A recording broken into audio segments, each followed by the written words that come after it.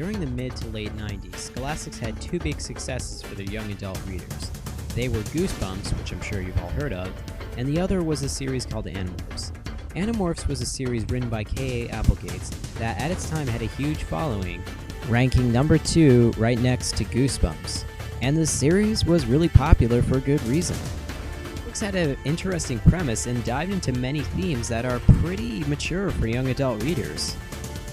The books were a huge success, and Scholastics wanted another success on TV. So, they released the Animorph TV series. And to say it didn't capture the series well would be a bit of an understatement. You see, Goosebumps had a much bigger advantage due to the fact that the books had a slight tongue-in-cheek feel, and the feel of the books was captured well mainly due to R.L. Stine having a lot of creative control. However, the Animorphs series was a 51-book-long sci-fi epic with a massive universe, lots of violence, and a lack of K.A. Applegates' influence over the series. Nick was only just getting popular, and this was their most expensive project at the time. The modern equivalent of this project would be like taking Percy Jackson or The Hunger Games and adapting it for a TV Y7 audience. How did this inevitable disaster turn out? Well, let's watch the first 3-part pilot and find out. My name is Jake. Half an hour ago, I was just a regular kid. Not anymore. It's amazing how quickly your whole life can change.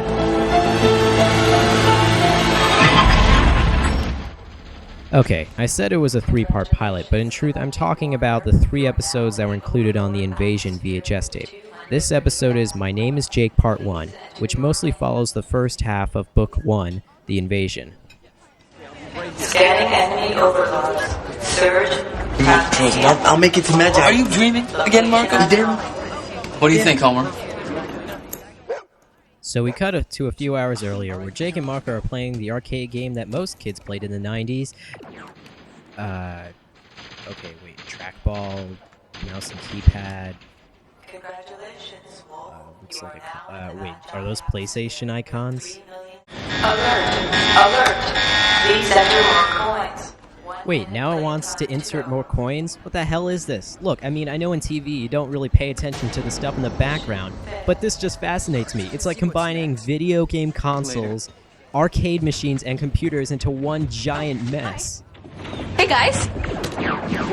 Alright, my bad. I should probably be focusing more on the characters. The person who plays Jake is Sean Ashmore. He's basically become Marvel's quintessential Iceman for both voice acting and live action.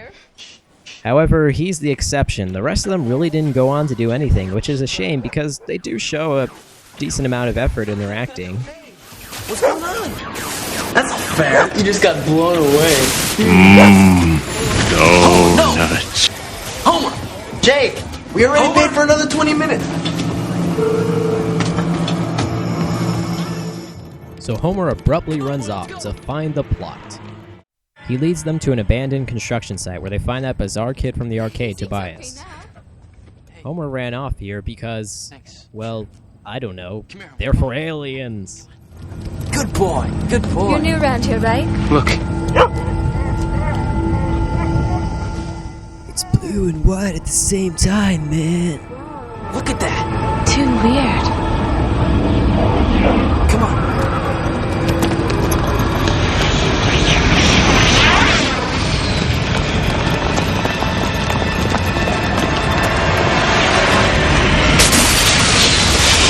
Let's go.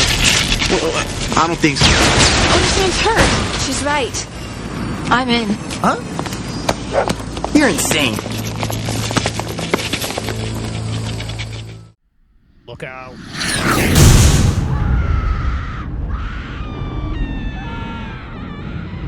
So the mysterious craft lands, revealing the alien known as Alfangor. He explains to them that Earth is under attack by a species known as the Yeerks, a race of parasites that enters a creature's ear and takes over the mind of that creature. He gives them the power of morphing, which allows them to acquire the DNA of any animal and then turn into that animal. It goes without saying the book did the scene much better, but to be honest, with the resources they had, the scene is captured fantastically. The way they keep Alfangor in the dark helps him stay both mysterious and also hides the cheapness of the costume. The voice actor for Alfangor isn't half bad, and throughout the entire scene, the lighting, cinematography, and clever use of the resources they had helps capture the scene from the book very well. Then the arrival of Visser 3 occurs, the Yeerk that is in charge of the invasion on Earth. Now go! Go! Tobias! Guard this, Tobias, with your heart and your soul. Ah yes, the infamous disc, a plot element that wasn't in the book and is used by the writers to get them out of many situations. Listen to Elfangor, Tobias, guard it with your heart and soul. It will be the only plot device that will save you when the writers can't come up with anything else.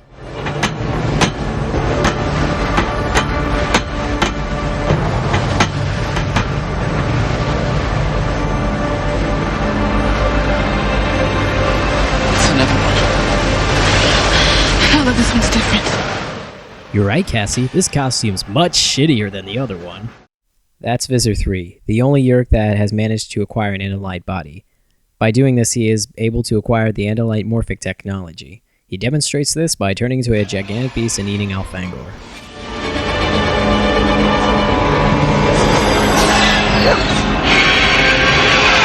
You cannot take me!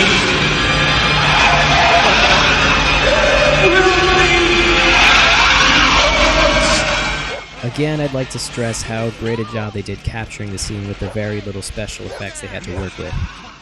However, once they get spotted by the Yeerks, the intelligence level seems to drop a bit. Over there.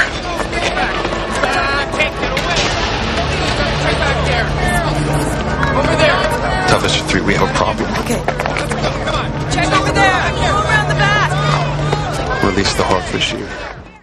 Wait, release the Hork-Bajir? In the book series, the Hork-Bajir was a race of creatures controlled by the Yeerks, so they're letting ones loose without Yeerks in their brains? Don't you hate it when you just trip on wires and then they spontaneously form a complex knot? Again, I'd like to emphasize how well done the special effects. I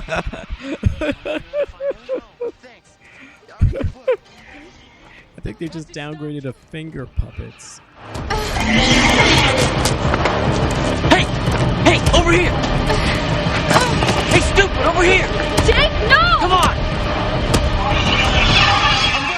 No, Jake, now Mrs. Voorhees is after you!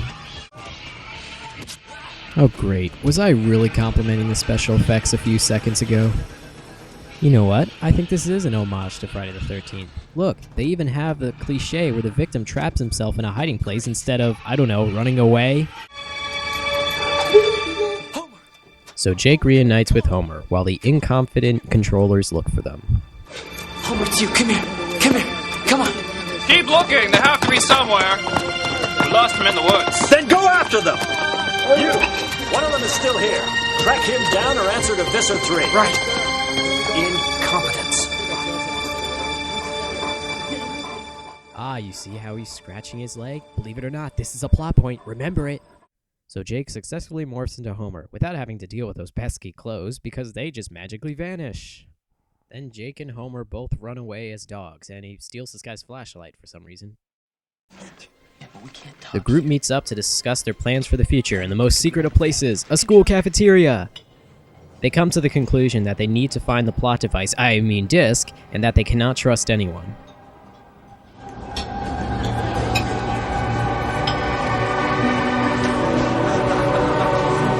Is anyone going to rein in this chaos, or do I have to do everything myself? I'm sorry, Mr. Well, that is your job, isn't it? Incompetence.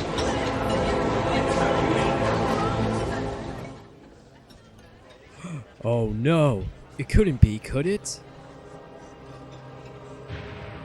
Oh no, it is. Principal Chapman is leg scratchy guy. No human on Earth ever does the exact same pose as that. From now on, we just talk to each other. Trust no one.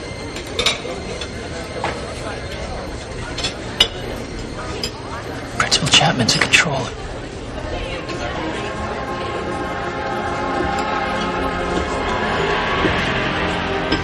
Five of us against an army of alien slugs.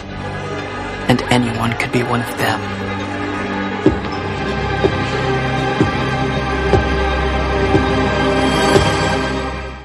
Hey wait, I thought freeze frames were supposed to be used for happy moments.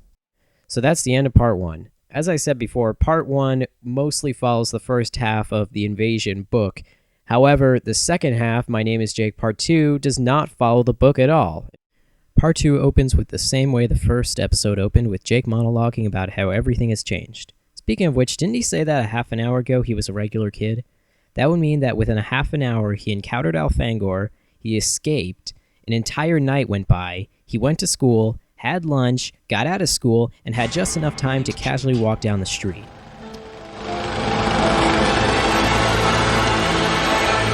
That's all I can tell you. I can't tell you my last name or where I live because the controllers are everywhere.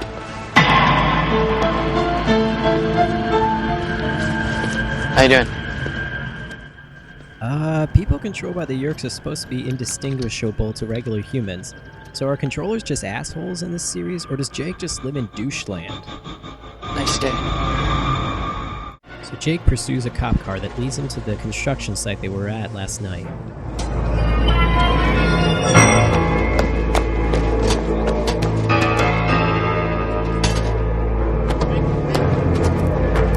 Work faster! There can be no sign that the Andalite was ever here. Come on! The hour's approaching to give it your best, and you've got to reach your prime. That's when you need to put yourself to the test and show us a passage of time. We're gonna need a montage. So then we cut to the environmental center that Cassie lives on, as they show us the unused stock footage from Animal Planet. Before it became surprisingly human. For the next 11 minutes of this episode, I really don't have anything to say. There isn't anything really funny, insightful, or complimentary for me to say about this scene. So instead, I'll just give a brief summary. They make a plan to return to the construction site as animals. Cassie acquires a horse, Tobias acquires a hawk, Rachel acquires a cat, and Marco shouts exposition about his mother dying, and then gives up and acquires a rat. And then Tobias runs away for unknown reasons, and Jake is appointed leader by the rest of his group. What follows is one of the few times the series succeeds at being generally touching. Rachel tells her sister that she is leaving and gives her a locket, her sister being oblivious to the fact that Rachel may be saying farewell. We then spend some time with Marco's father, and I actually have to give the series a lot of credit for expanding on the character of Marco's father. In the book, we didn't really see much of the depression his father was going through. However, here, he is depicted as a man who once was an upbeat and funny person. But ever since the death of his wife, he tries his best to appear optimistic and happy, even though he is still under a lot of emotional stress that will probably never leave him. After the surprisingly touching scene, we cut to the construction site where the Yeerks are trying to cover up Alfangor's landing.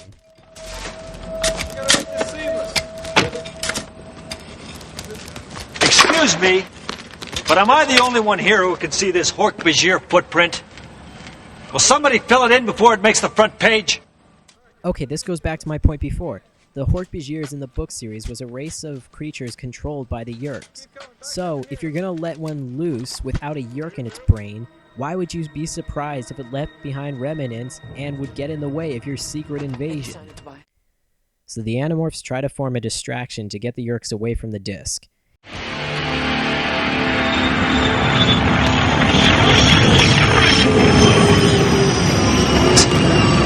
What's that? Over here! Help! They're landing! Over here! Help!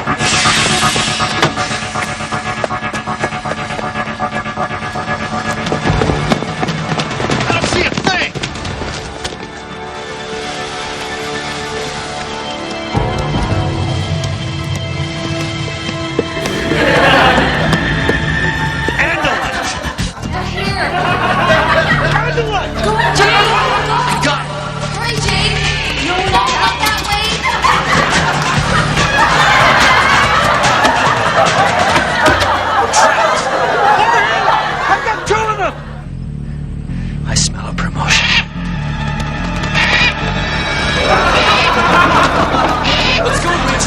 Hey, it looks like they got the same special effects crew from Birdemic.